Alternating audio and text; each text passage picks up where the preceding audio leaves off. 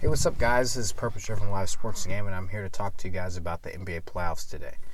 So you got the Warriors and the Clippers today.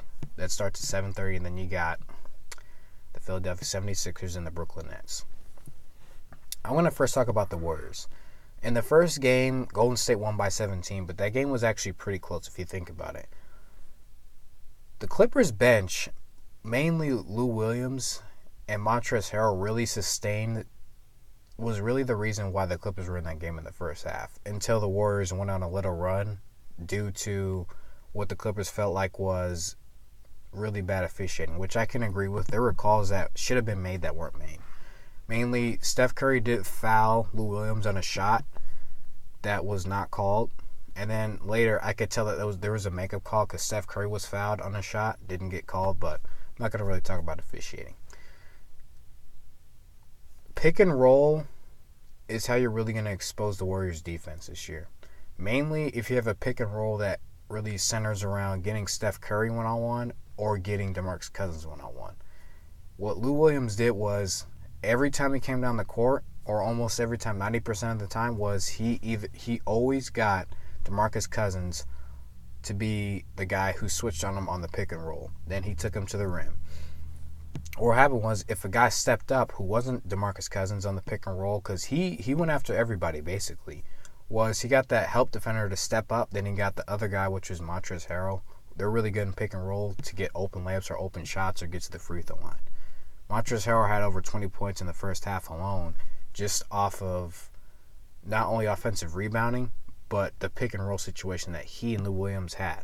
Lou Williams is so great because not only is he a great pick and roll guy, but he creates shots for himself. He gets to the rim.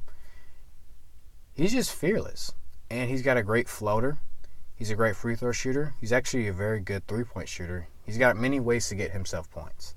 And I believe in tonight's matchup, what the Clippers are probably going to do is they're going to give more of a dose of that type of stuff. A lot more pick and roll still. And what Golden State's going to have to do is what they did is Steph Curry rebounding gave him a big boost. Guys competing on the boards, Draymond Green knocking down shots was also a big help to them. Because if Draymond's knocking down shots and he's getting rebounds, he's passing the ball. Now, he did turn the ball over 4 times in the first quarter. He was kind of throwing it all over the place, like Steve Kerr said. But that's more valuable to them than Draymond playing where he's kind of off or he plays sometimes unsure of himself, what it looks like to me. But when he's confident in taking shots, to me, that helps that team. And then what Golden State is really going to have to do, too, is get Klay the ball more, get him off the screens with DeMarcus Cousins. Klay didn't really have a great game, but defensively is where he really contributed, like always, where he had 2 blocks, a steal. Klay's becoming a better rebounder. He does a lot more things now that scoring isn't really going to affect them because they have 5 guys who can score, including Klay.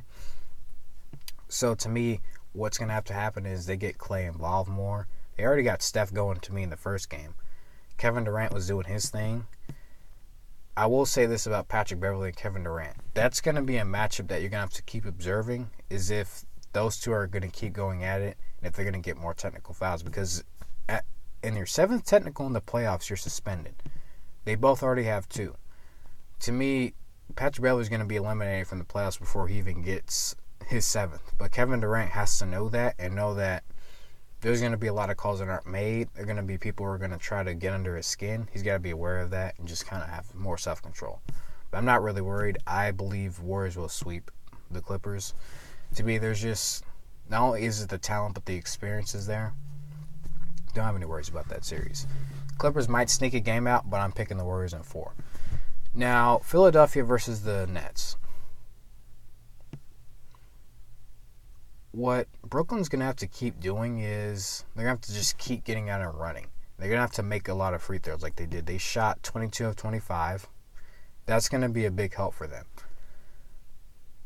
And another thing that's helping them is Joel Embiid's health is helping them.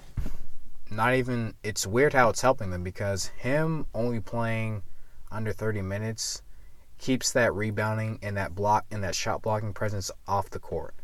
That enables the Nets to go to the rim, get layups, get to the free throw line because Joel Embiid does not foul.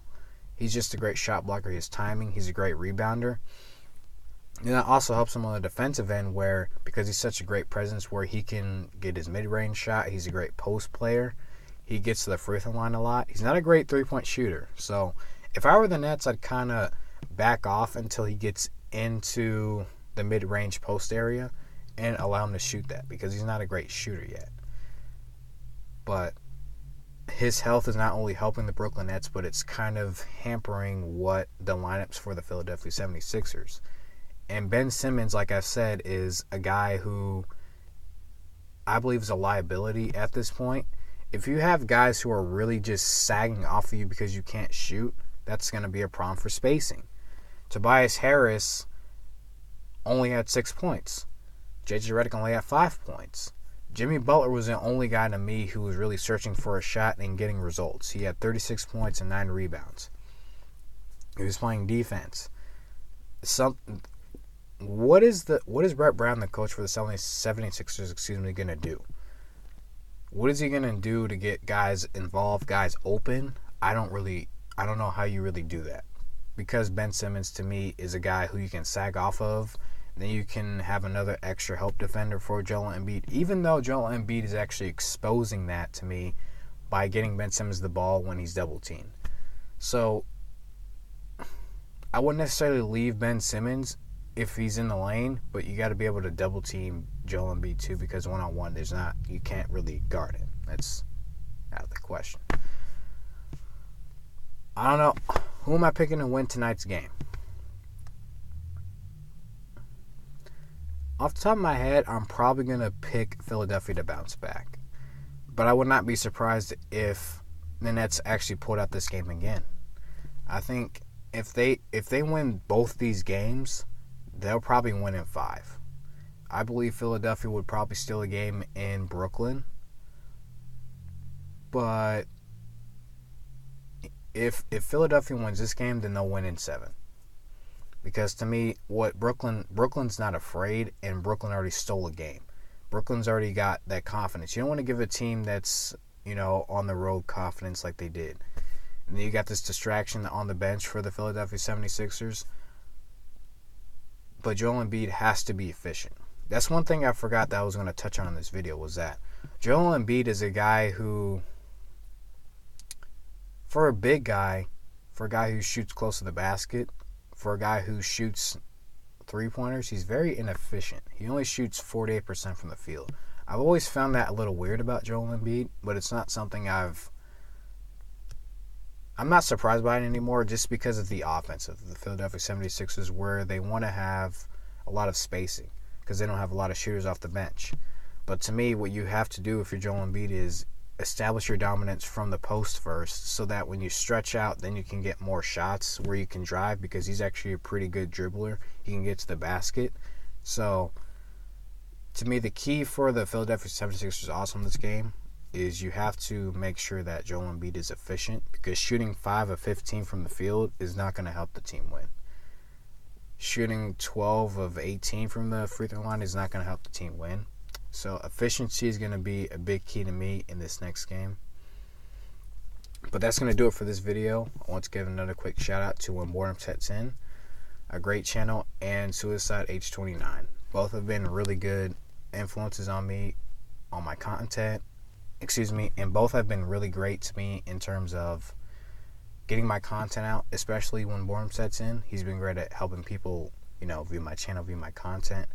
And Suicide is great at also talking about basketball. He has great analysis on that. So I want to give those two a shout out. I want to thank both of them too. And I want to thank you guys for watching this video. And then I'll see you guys again next time.